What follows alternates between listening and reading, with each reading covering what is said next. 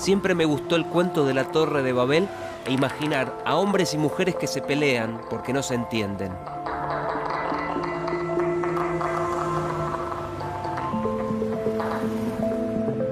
La sociedad, que parece vivir constantemente en esa tensión, busca códigos para desentrañarla y apela a las medidas, uno de los mejores dialectos para entender el mundo. Desde la antigüedad, el hombre necesitó traducir su entorno en unidades de masa, longitud o intervalos de tiempo, y fue construyendo convenciones para convivir, para comerciar, metros, kilos, amperes, segundos. ¿Quién estudia todas esas medidas que aparecen como una constante en nuestra vida? Como si siempre hubieran estado ahí. La metrología, la ciencia de las mediciones o el arte de ordenar ese caos, el mundo.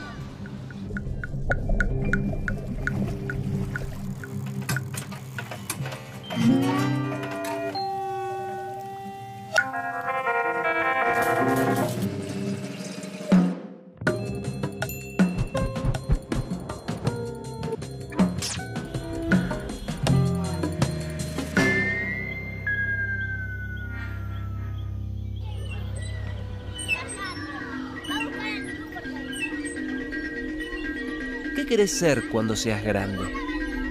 Las respuestas pueden ser tan diversas como chicos juegan en esta plaza, pero seguramente ninguno de ellos gritaría: quiero ser metrólogo. Yo quiero ser médica, diseñadora de moda, maestra, bailarina, veterinaria, carpintera, electricista, carpintera, fotógrafa.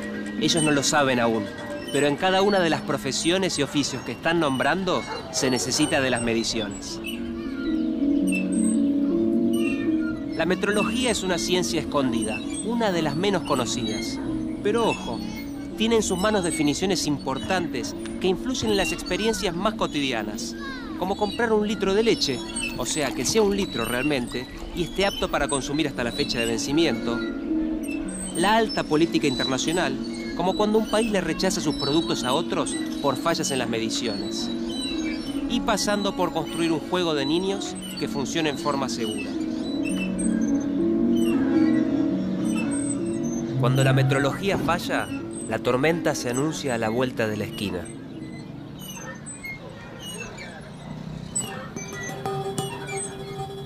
El 11 de diciembre de 1998, la sonda Mars Climate Orbiter partió desde Cabo Cañaveral para estudiar el clima de Marte. Recorrió 600 millones de kilómetros en 9 meses sin problemas. Pero ni bien llegó a la superficie del planeta rojo, se estrelló. ¿Qué pasó ese 23 de septiembre de 1999? ¿Por qué una sonda que estaba preparada para sobrevolar Marte se precipitó y explotó? La razón es increíble, pero verdadera. Ni los científicos ni los técnicos se percataron de un problema. La NASA trabajaba en base a las unidades de medida del sistema internacional, metros, kilómetros, kilogramos. Y la empresa constructora de la nave seguía utilizando el sistema anglosajón de unidades, las pulgadas, millas y libras. Por lo tanto, la velocidad de llegada del satélite no era medida en metros por segundo, sino en unidades inglesas de millas por segundo. Y por ese error, provocó pérdidas por 125 millones de dólares.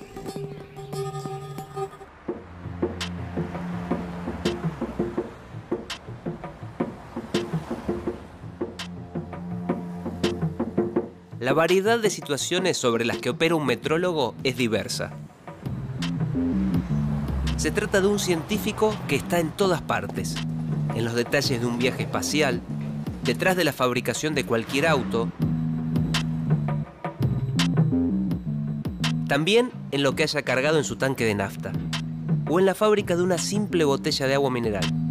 Pero, ¿qué hace un metrólogo?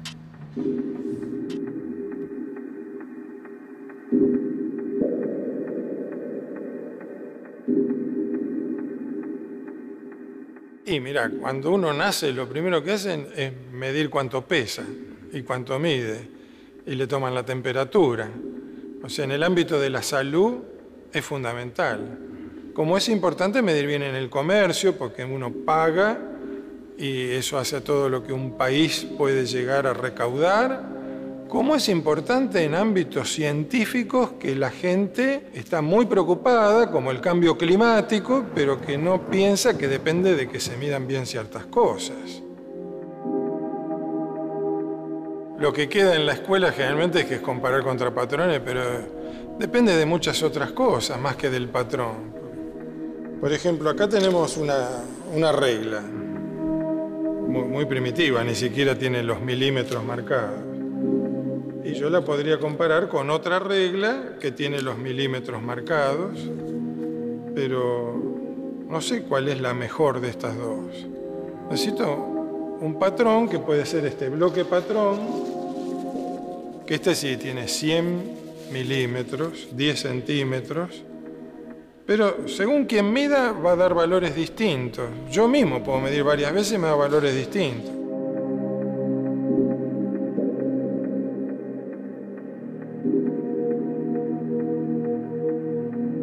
También depende de en qué lugar se mide el ambiente. Por ejemplo, acá estamos en un ambiente de mediciones eléctricas, pero todas las señales de radio y televisión interferirían de manera que no se podría medir nada, así que tiene que ser un ambiente especial. Entonces, medir es todo eso, más todos los cálculos que hay que hacer para llegar a un resultado. Es un conjunto de factores que conduce a un resultado con una incertidumbre propia de esa medición.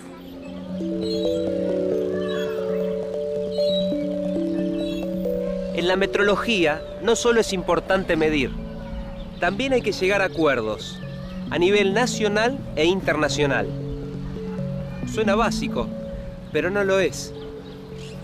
La Babel de las sociedades también puede ser un territorio sin criterios unificados en las medidas. A los seres humanos nos cuesta mucho ponernos de acuerdo, aún en cuestiones elementales, como que todos los tornillos y las tuercas sean fabricados en base a las mismas unidades, o que todos los enchufes eléctricos sean iguales y no se necesiten adaptadores. En el principio de la historia, cada aldea, y más adelante cada país, concebía sus sistemas particulares de unidades para las mediciones. Fue a fines del siglo XVIII, durante la Revolución Francesa, cuando se acordó el sistema métrico, ese que conocemos en la actualidad.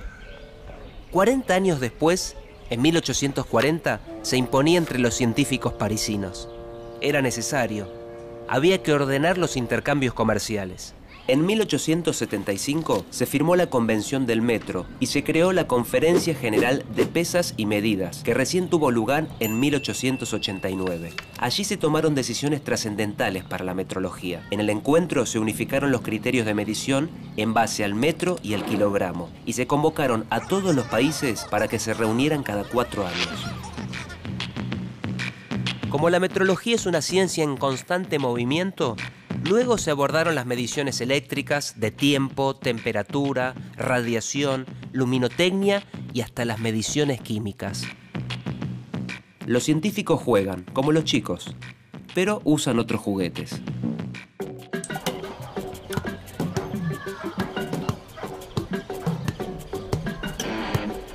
El metrólogo se las ve con valores de distintas magnitudes y con sus correspondientes unidades y patrones. En estas 4 palabras se encierra el secreto de las mediciones. Se denomina magnitud a los atributos de un cuerpo o substancia que pueden distinguirse de manera cualitativa y determinarse de manera cuantitativa. Más fácil. Nos referimos a cosas como la longitud, el tiempo, la masa o la temperatura. Un ejemplo. El peso de esta pelota tiene que ver con su masa.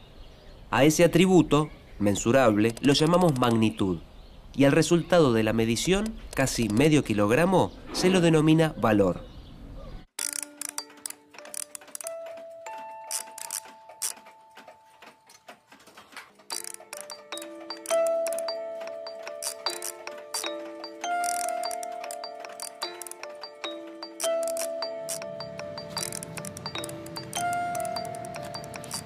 Valor, magnitudes. Faltan datos para entender esta operación tan cotidiana que se conoce como medir. hay que remitirse a los patrones, pero antes, definir las unidades.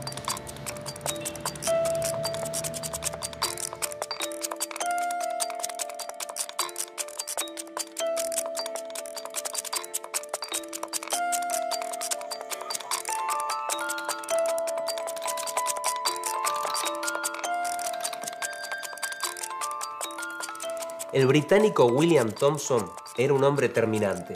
Físico y matemático, se lo conocía como Lord Kelvin, en recuerdo al río sobre cuya ribera se asentaba la Universidad de Glasgow, donde él trabajaba, y nombre que lleva en su honor la unidad de temperatura, el Kelvin. Thomson pensaba que solo se conoce algo cuando puede medirse, y si no se puede expresar en números, decía, el entendimiento sobre ello es precario e insatisfactorio. Para medir y comparar, él pensaba que se necesitaban las unidades, como el Kelvin, y tenía razón. Pero, ¿a qué se denomina unidades de medida? La unidad de medida es la que permite que distintos valores mensurables puedan compararse con esta referencia. Se determina por convención y se expresa mediante nombres y símbolos que también se establecen a través de un acuerdo.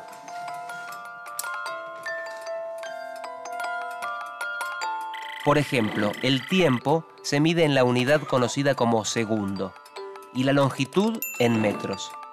En kilogramos, en tanto, se mide la masa. El Kelvin, el del Lord inglés, es la unidad de temperatura termodinámica. La corriente eléctrica se mide en amperes y la unidad de intensidad luminosa es la candela. El mol, la última de las 7 unidades básicas, es la unidad de medición de la cantidad de materia. Todas estas son convenciones. Ahora bien, ¿cómo se determina su valor? En el patrón está la respuesta.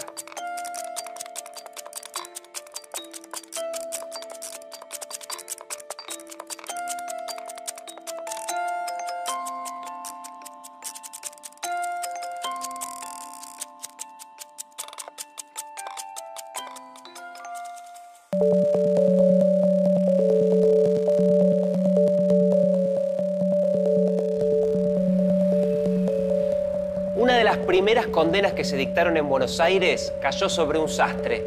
El crimen: vendía telas. Pero esas telas que vendía las medía con una vara adulterada. Su metro era más corto que todos los metros.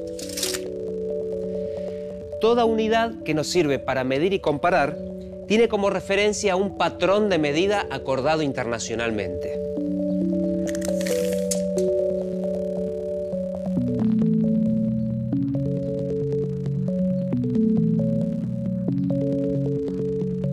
Un patrón es una representación de una unidad de medida. El sueño de los metrólogos es encontrar patrones que sean inmutables, eternos. Pero para ganar en precisión, los patrones se van modificando. El metro, ese que tantos problemas le acarreó al sastre, tiene su historia. En 1791, el patrón del metro se definía como la 10.000.000ª parte de la distancia que separa el polo de la línea del ecuador terrestre. En 1889 se definió el metro como la distancia existente entre dos marcas realizadas sobre una barra de platino e iridio. Dos materiales que al combinarse garantizan una mayor estabilidad mecánica, química y térmica. Desde entonces se ha guardado como un tesoro, en un cofre, en el Buró Internacional de Pesas y Medidas en las afueras de París. En la actualidad, el metro se adaptó a la época. Desde 1983 se lo define como la distancia recorrida por la luz en el vacío durante 1 sobre 299.792.458 segundos.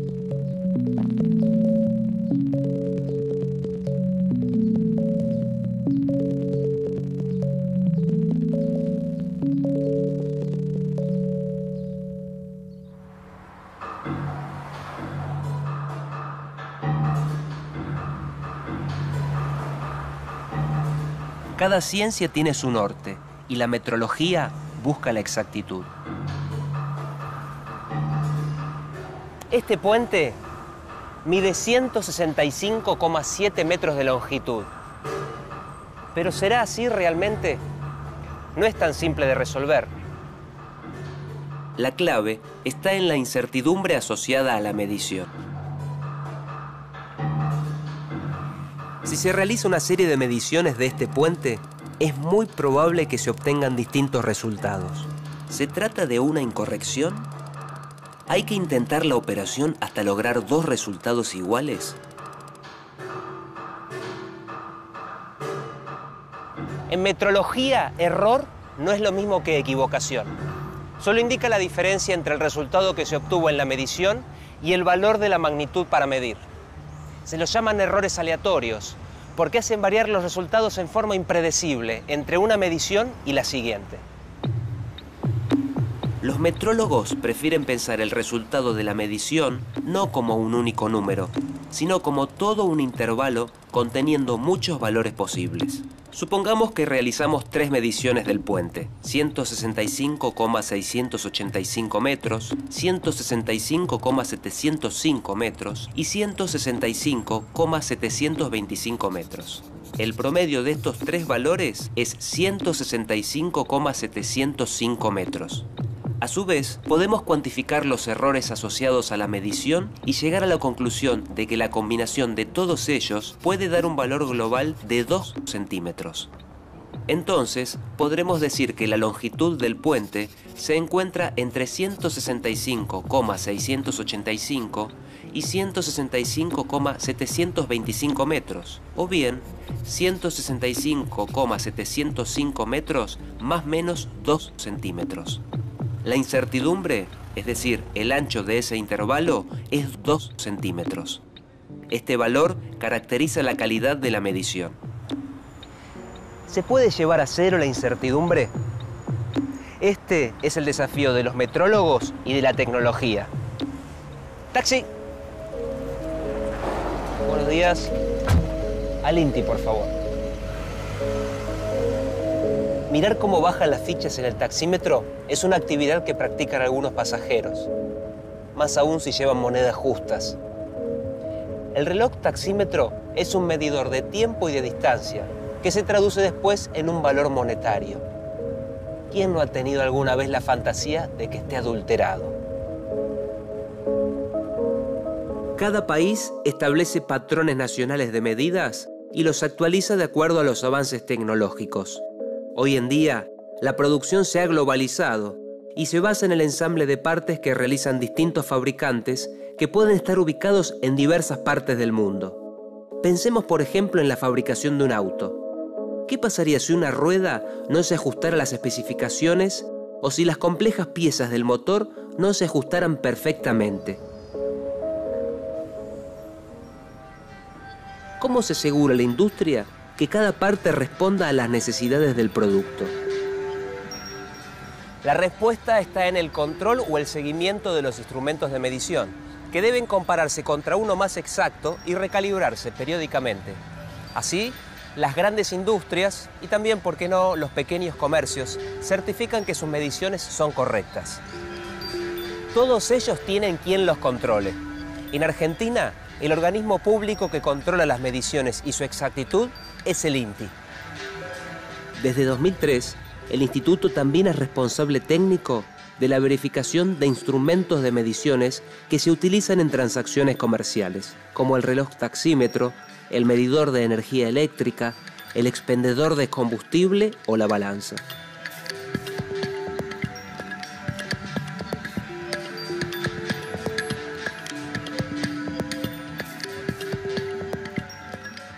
Pero acá, cuando hablamos de mediciones, de trazabilidad metrológica, nos referimos a que todas las mediciones tienen que estar referidas a un patrón que es lo mejor que se dispone y que ese ya no tiene otro patrón al cual referirse.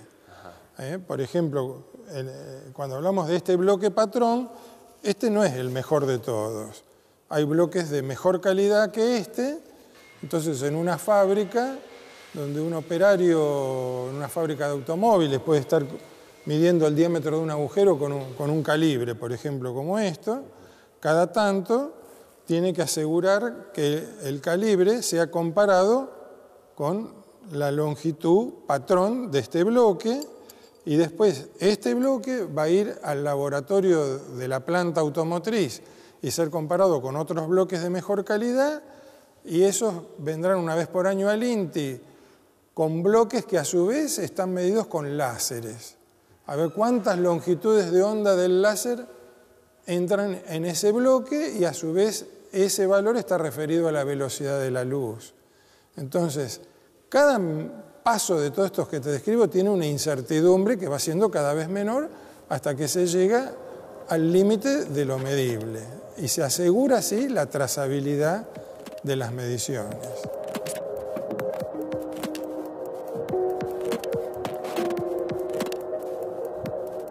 Las medidas que se toman en el INTI y los avances tecnológicos de los instrumentos de medición tienen impacto en la vida cotidiana de cada persona y en las decisiones del Estado.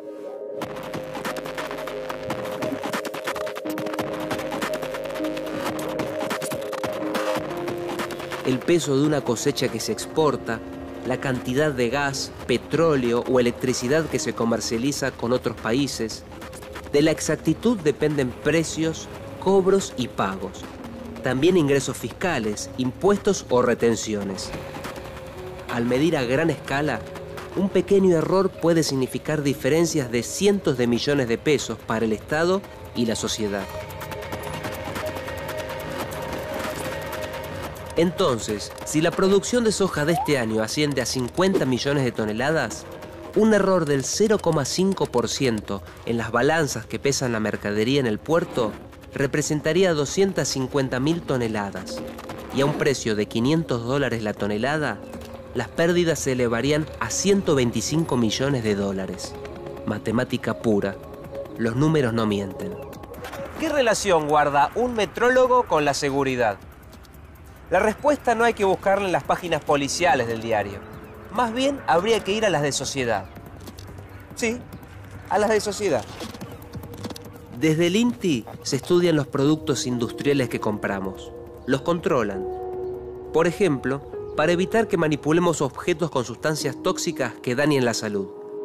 Además, se realizan mediciones químicas para evaluar la presencia de residuos de pesticidas o de distintos elementos químicos en los alimentos. En cada caso, hay un metrólogo que delimita el terreno con medidas. La aduana es la encargada de determinar qué lotes de exportaciones cumplen con este requisito y cuáles no. Su única herramienta, mediciones confiables.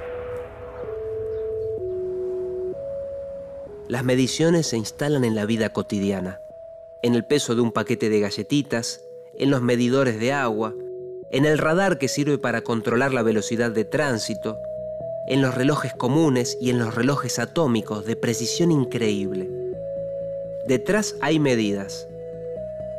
También hay metrólogos que fiscalizan. Sin ellos, ¿quién garantizaría la confiabilidad en las mediciones? Un mundo sin mediciones es una idea inimaginable. Como en la bíblica Babel, nadie se entendería. Silenciosas pero efectivas, las mediciones sostienen la cultura, los intercambios y los acuerdos. Detrás de todas ellas está la metrología, esa ciencia escondida que produce efectos, ejerce su vara y establece convenciones. Mediciones y metrólogos. A simple vista no se ven, pero están en todas partes.